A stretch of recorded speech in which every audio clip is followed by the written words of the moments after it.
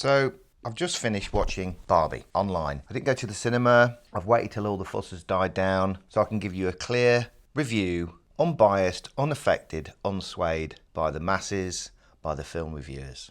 So the first thing to talk about is when I watch a film or I'm about to watch a film, I like to have some glimmer of a clue of what the film might be about, what the idea of the film is. Is it a thriller? Is it a comedy? Is it a romantic comedy? Now, you'd look at the advertising, the trailer for Barbie, and you would assume from the trailer, as I'm sure many people assume from the trailer, that it was a funny, quirky, feel-good movie with, at its core, a heartfelt, important message of perhaps being yourself. Don't be affected by visual appearance. Don't be influenced by your surroundings and by the media. Just find out who you really are and be that person. That's what you possibly might assume from the trailer, and maybe what a lot of people might have assumed from the trailer. You know, there was a film called Enchanted that came out a few years ago about a Disney princess that breaks through into the real world and her struggles to deal with the real world, having this idealistic view of being a princess in the 21st century world. And I believe a lot of people thought that when they saw the trailer. You know, the visuals were really striking. Where the trailer was cut, it implied that it was going to be really funny. And I do truly believe a lot of people went to watch this film with different expectations than what they probably experienced. So, bearing that in mind, let's talk about, firstly, the negatives of the film for me before I talk about the positives. The first negative is it's not funny. When I say it's not funny, it is chronically, tragically not funny. When I review films at home, I've got a home cinema, it's projected against the wall, I've got wireless earphones. I literally recreate a cinema experience, but I haven't got any irritations. I haven't got a crowd. I'm not swayed by some people who might go along to the cinema just because they want to laugh. You know those people. There's people who literally laugh at anything at the cinema, and you're thinking, what? Why are you laughing? That's not funny. But some people just, you know, they've waited all week to go out. They just want to have a good time, and they're determined. They're hell-bent determined to have a good time and laugh at anything, whether it's funny or it's not. So I don't have any of those distractions. I didn't have any of those distractions when I watched Barbie. I could just watch it in the cold light of day and find out for myself, is it funny or isn't it funny? I'm sorry to tell you, everybody, who thought you thought the film was funny. The film is not funny at all. Because nobody wanted to appear a fool. Nobody, that is, except one little boy who, for some strange reason, hadn't heard about the king's new magic suit and didn't know what he was supposed to see. Well, he took one look at the king, turned a little pale, and said, "Look at the king, look at the king, look at the king, the king, the king. The king isn't the altogether, but altogether the altogether. He's altogether as naked as the day that he was born." There's no wit in the dialogue. None of the characters know who they are. And if a character doesn't know who they are and what their motivations are, there's no foundations for them to actually play on that fact to create a comic persona. Comedy is created with tension. And if the characters don't know what they're tense about, it's very difficult to be funny. And let's talk about the two actors, Margot Robbie and Ryan Gosling. First, Margot Robbie. Newsflash.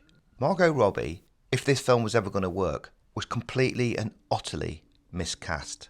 Yeah, I know that's going to be a shock for some people. So many people were going, oh, Margot Robbie, she perfect as Barbie. No, she's absolutely wrong casting. She has not got a comedic bone in her body.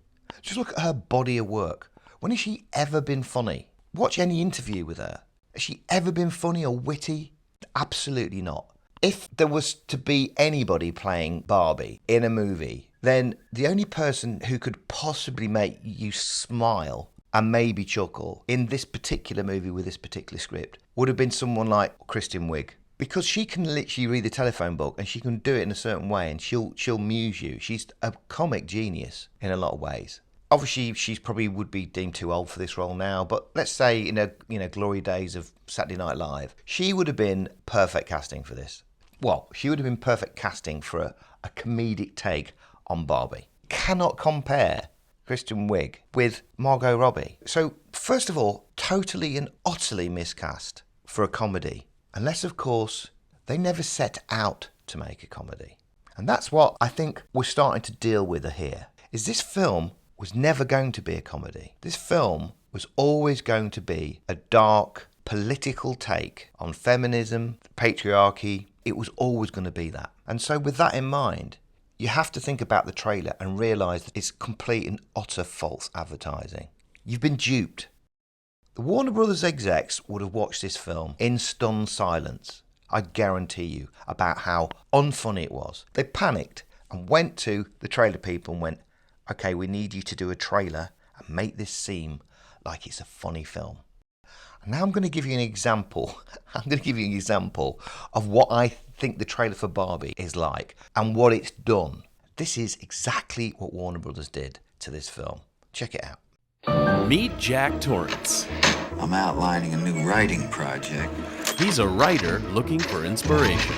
Lots of ideas. No good ones. Meet Danny. He's a kid looking for a dad. There's hardly anybody to play with around here. What's up, Doc? Jack just can't finish his book. I don't want to sound melodramatic, but there's no way to make it economically feasible. Here's to 5 miserable months. See what I mean? This is so similar to what the Barbie trailer did, right? It's like, oh my God, I've got to remanufacture this film. We can dupe people to at least going to see it once so we can somehow get our money back, because most likely people won't go and see it twice. And that's exactly what happened. It was pushed by the media. There was all this Oppenheimer, Barbie nonsense going off. Which one are you going to see? You're going to see them both. Everybody got hyped up. People wanted to have a good time. People were wearing pink and making a big deal out of it. But I have to say, I've just got so much sympathy for the thousands, probably, of families who went along, forked all that money out for tickets to go and watch Barbie and their little children, and would have been completely shocked and stunned by how it absolutely was not made for children or whatsoever. And then also stunned silence of the politics. Now, I'll come on to the politics later, right? But in the ideal world, you should be able to actually apply to Warner Brothers and go, I'd like my money back, please, because you've just sold me a false advertising. Of course, that's never going to happen. And now it's hit 1 billion. But I look at that 1 billion and I go, there's been plenty of films that are terrible that hit 1 billion. Like Aquaman, for instance, not a very, very good film, but still hit 1 billion. I don't think you can go, oh, no, you must be wrong because it's made £1 billion. Oh, yeah, no, trust me. You can make a dud and still earn 1 billion. But not only that, you can fool enough people on the trailer and get people to walk in the door and buy a product. It can be done. So that's what's happened here in the reality of it. Margot Robbie completely and utterly miscast in a comedy, but I think she knew she wasn't making a comedy. But she obviously thought, well, I've got to throw in some comic relief. So who can we laugh at? Well, the person to laugh at, because Barbie's going on this emotional journey, the person we can laugh at is the man. That is when they asked Ryan Gosling to play the part of Ken. Now, I've got to say, Ryan Gosling is a brilliant actor. And if you've never seen Half Nelson, I suggest you get hold of it and rent it, because he's phenomenal in that film. So we know that. And also, if you just look at any interviews of Ryan Gosling, he's a very, very funny comedian. He's got a natural comic timing. He's really, really good, and he should do more comedy. But I'm sorry to tell you, everybody, Ryan Gosling is not funny in this film at all. And it's not his fault. He just hasn't got the material. He doesn't know where to find the comedy in the role and in the script. So a lot of the time, any friction with him and Barbie is just suddenly he raises his voice. And why? We don't know. We have no idea why he's done that. And then if you think that putting funny faces constitutes comedy, then by all means, go crazy and watch Barbie, because that's the only way you're going to find humour in it. But it's not funny. It's like literally watching a comedian and tumbleweeds going by. A first-time comedian dying. Every joke falling flat. Very disappointed. I can see why maybe took the role, and actors take roles and they don't really know how the film's going to come out. Sometimes you have a good feeling about it, but I think this was a kind of like, hey, look, I'm not working. I haven't been working for a while. This is a good paycheck. I'll give it my all, which he does, but it's not great. It's really, really not great. Now, let's talk about the director, Greta Gerwig. Now, I like Greta Gerwig as an actress. I thought she was absolutely fantastic in Frances Ha, that her director boyfriend, Noah Baumbach, directed, and she wrote with Noah. And her first real stab at directing Little Women was not a bad effort. But still, based on her pedigree, you wouldn't go, hey, let's get her to do comedy. She's a really good comedy director. I think she's still really learning her directing chops. And I think it shows with the direction of this film. Let me explain what the direction of this film's like and what the writing of this film's like, because she wrote this film with my boyfriend as well. This is like, this film, the writing and the direction is like getting into a debate with somebody who has got a point they'd like to get across. And at first, they start to get it across. And it's compelling and you listen. And then suddenly they just make a couple of like bum decisions in their monologue. And you start to see the cracks in their argument. So you just question what they've just said. And then because they haven't got an answer, they then just start to look for ways to get personal with the person who's questioned their monologue, to distract from the fact they actually don't know what they're talking about and they don't know what they're really trying to say. And actually what they're really trying to say is just emotion, not based on facts or any solid argument. This is exactly what Barbie is. It's the ramblings of somebody who doesn't know what they're trying to say, what they're talking about, and realises halfway through they don't really know what the point is they're making. So they're just going to start attacking. And that's exactly what this film is. You can tell from the direction, it's literally all over the place.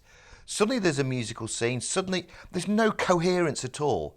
You know, you're asked to believe that Ken, who goes home having seen that, oh, in the real world, men have a bit of like, you know, say in the world, that within a day, he's literally changed the entire world. I know we're dealing in fantasy here, but you've got to have some sort of rules when you're writing something. It makes absolutely no sense whatsoever that this happened. And this is just one of many, many things. It's like, what are your rules? It's just garbled nonsense. It's almost like going into the brain and world of somebody who's mad. It's alive. It's alive. It's alive. It's alive. It's alive. So, yeah, the plot, what it's trying to say is literally confused, utterly confused. Therefore, the direction is utterly confused. Therefore, all the performances are completely confused.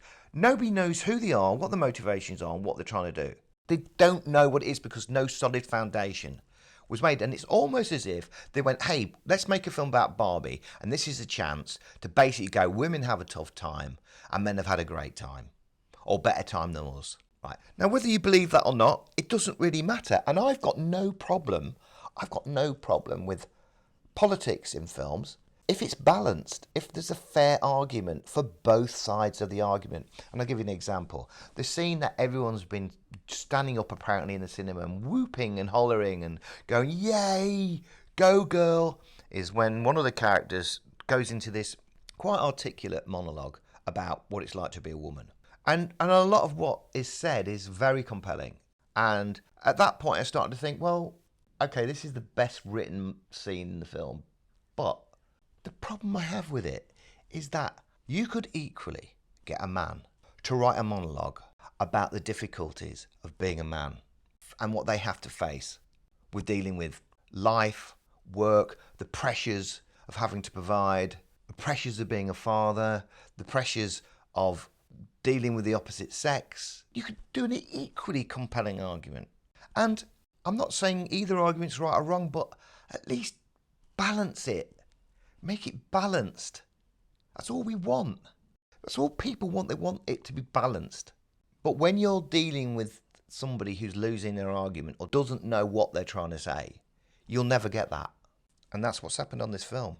I'm going to end it here because really, there's not much more to say about it. I mean, it absolutely falls on every single hurdle. In the filmmaking process, this fails on. And I think people will look back at this, if they do ever watch it again, and certainly the people who supposedly did enjoy the film, they'll look back and watch it again and go, what on earth was I on? Why did I ever think this film was good? Because poor writing ages so badly, and that's what's going to happen to this film. And God forbid they'll probably make a sequel to this now. But if they do, they've got to totally recast it. They've got to totally get different writers. They've got to get a completely different director. They've got to start again. So to be honest, it'd be a reboot. It's that poor. On this review site, I have 4 categories, and obviously straight away this is definitely a D. In fact, when I watched this film, I went, I've already made a mistake. I should have had an E, which is absolute don't watch under any circumstances. And that's what this film is. And this is the second film that I've reviewed that I feel like this. I'm angry that I paid money for this. But I had to pay money for this to get my review site going. But I'm so angry about having to do that because this film is not even worth watching for free. It's that bad. Don't listen to anybody else. Don't listen to anybody trying to construct an argument why this is an important film. It's not an important film. It's only important probably in future film classes, hopefully, where they dissect and break down why this is an absolute and utter failure in every single way. So I'm here to save you money. Maybe if you're on an airplane and you're bored and there's nothing else to watch, just stick it on and fall asleep to it. And that's my review for Barbie. Oh, I almost forgot. Here's the positives of the film.